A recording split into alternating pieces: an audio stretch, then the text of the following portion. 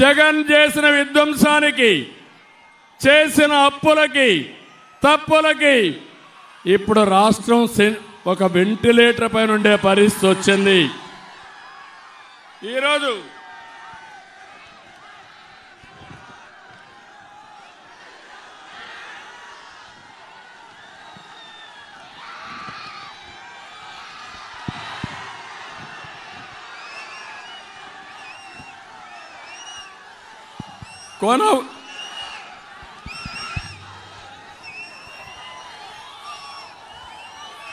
కొన ఊపిరిపై ఉన్న రాష్ట్రానికి ఎన్డీఏ ఒక ఆక్సిజన్ అయి బతికిస్తుంది. శక్తినిచ్చి కోలుకునే శక్తిని మనందరికి ఇచ్చే అవకాశం ఉంది. నేను ఒకటి హామీ ఇస్తున్నా, రాజధాని కట్టుకోవాలి, పోలవరంతో సహా అన్ని ప్రాజెక్టులు పూర్తి చేయాలి, ఇండస్ట్రియల్ కారిడార్లన్నీ అభివృద్ధి చేసుకోవాలి. ఇవన్నీ జరగాలంటే కేంద్ర ప్రభుత్వ సహకారం అవసరం. నరేంద్ర మోడీ గారి యొక్క సహకారం, ఆశీస్సులు ఈ రాష్ట్రానికి అవసరం. అప్పుడే ఇవి సాధ్యమవుతాయని చెప్పి నేను మీకు తెలియజేస్తున్నా. అందుకే గాడి తప్పిన పరిపాలనని ఘాట్లో పెట్టే శక్తి, యుక్తి ఈ ఎన్డీఏకుందని మరొకసారి మీ అందరికీ విజ్ఞప్తి చేస్తున్నా. అంతేకాకుండా ఈరోజు మీరు ఒక్కసారి చూస్తే నరేంద్ర మోడీ గారి నాయకత్వంలో 2047కి అంటే 100 సంవత్సరాల స్వాతంత్ర దిన సందర్భంగా భారతదేశం సూపర్ పవర్ గా తయారవుతుంది.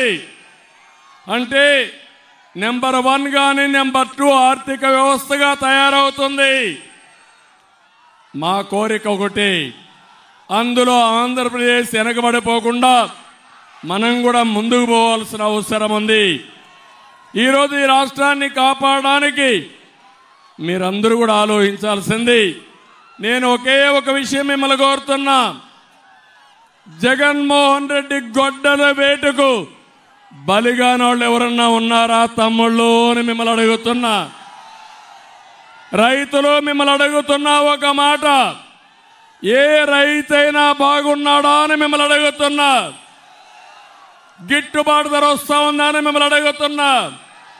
కాలువల్లో పూడికి తీశారా అని మిమ్మల్ని అడుగుతున్నా. వరదలు వస్తే సహాయం చేశారా అని మిమ్మల్ని అడుగుతున్నా. దేశంలోనే ఎక్కువ అప్పులు చేసిన రైతాంగం మన రాష్ట్రంలో ఉండడం, ఆత్మహత్యలు చేసుకోవడం చాలా దౌర్భాగ్యం. మా తమ్ముళ్ళు యువత ఉన్నారు ఇక్కడ. ఏం తమ్ముళ్ళు, ఉద్యోగాలు వచ్చాయా మీకు? వస్తాయని నమ్మకం ఉందా మీకు? డిఎస్సి పెట్టాడా మీకు? జాబ్ క్యాలెండర్ ఇచ్చాడా మీకు? పెట్టుబడులు వచ్చాయా ఈ రాష్ట్రానికి? మళ్ళీ జాబు రావాలంటే మేము రావాలి. జాబు రావాలంటే కూటమి గెలవాలి, ఎన్డీఏ రావాలి. అవునా కాదా? అందుకే మేము ఒక నిర్ణయం తీసుకున్నాం. ఎన్డీఏ వస్తానే మొదటి సంతకం మెగా డిఎస్సి పైన పెడతామని చాలా స్పష్టంగా హామీ ఇచ్చాం. ఇదే కాదు, ఏమమ్మా ఆడబిడ్డలు మీరేమన్నా బాగున్నారా? ఎవరికైనా న్యాయం జరిగిందా మీకు? ధరలు పెరిగాయా లేదా? నిత్యావసర వస్తువులు ఆకాశాన్ని అంటుతున్నాయా లేదా? వంట గ్యాస్ పెరిగిందా లేదా? పెట్రోల్ డీజిల్ పెరిగిందా లేదా? కరెంటు ఛార్జీలు పెరిగాయా లేదా? 7 సంవత్సరాలు 5 సంవత్సరాలు కరెంటు ఛార్జీలు పెంచలేదు. బాధుడే బాధుడు. అందరూ ఇబ్బందుల్లో పడ్డాం. నేను అడుగుతున్నా, బీసీలకు ఏమన్నా పనులైనాయా అని అడుగుతున్నా. ఎస్సీలకు ఏమన్నా పనులైనాయా? ఎంత అహంకారం ఈ ముఖ్యమంత్రి కంటే, ఒక ఎమ్మెల్సీ డ్రైవర్ని చంపి డోర్ డెలివరీ పంపిస్తాడు. ఎస్సీలు ఆలోచించుకోవాలి. రేపు మళ్ళా ఈ గవర్నమెంట్కి సపోర్ట్ చేస్తే అందరినీ చంపి డోర్ డెలివరీ పంపించే దుర్మార్గుడు, విధ్వంసకారుడు ఈ జగన్మోహన్ రెడ్డి.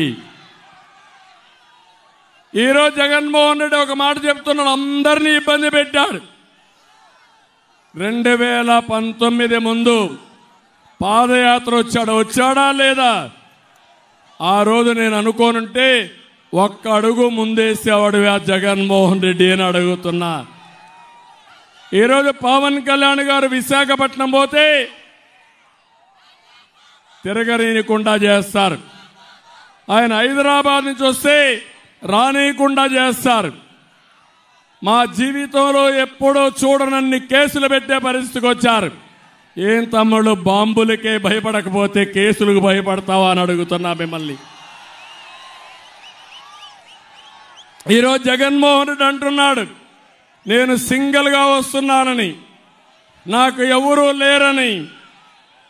నువ్వు సింగిల్గా రావడం లేదు, శవాలతో వస్తున్నావు, మర్చిపోవద్దు.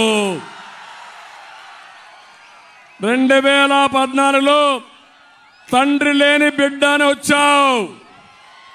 2019లో మా బాబాయిని చంపేశారని అప్పుడు వచ్చావు. నువ్వే చంపేసి బాబాయిని చంపేశారని వచ్చావు.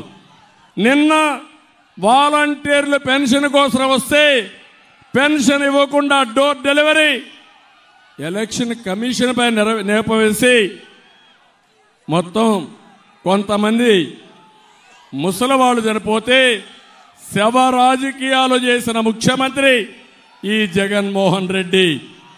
జగన్మోహన్ రెడ్డి చూసి అందరూ భయపడిపోయారు. ఎమ్మెల్యేలు పారిపోతున్నారు, టికెట్లు ఇస్తామన్న ఎంపీలు పారిపోతున్నారు.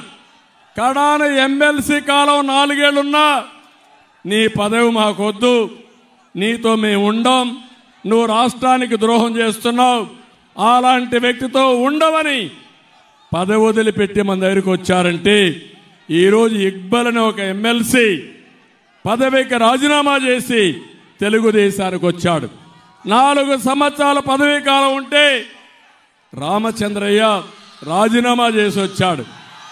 వంశీ అనే వ్యక్తి ఎమ్మెల్సీ పదవికి రాజీనామా చేసి జనసేనలో చేరారంటే అది ఈరోజు ఉండే పరిస్థితి. ఇప్పుడే పవన్ కళ్యాణ్ గారు చెప్పారు, ఈ రాష్ట్రంలో ఎవరికైనా న్యాయం జరిగిందంటే, బాగుపడ్డాడంటే ఒక్క జగన్మోహన్ రెడ్డి తప్ప వేరే వాళ్ళు ఎవరూ లేరని చెప్పి నేను మీకు తెలియజేస్తున్నా. ఇంకో పక్క 4 పరిపాలిస్తున్నారు ఈ రాష్ట్రంలో. వాళ్ళందరినీ మీరు చూస్తే రాష్ట్రాన్ని 4 అప్పచెప్పాడు. సాయిరెడ్డి, సుబ్బారెడ్డి, అదే మరి ఇంకొక పక్కన మీరు చూసినప్పుడు అడ్వైజర్గా ఉన్నటువంటి సజ్జల, ఇలాంటి పెద్దిరెడ్డి, ఇలాంటి 4-5 మందే ఈ రాష్ట్రంలో బాగుపడ్డారు తప్ప ఎవ్వరికీ న్యాయం జరగలేదని మరొకసారి తెలియజేస్తున్నా.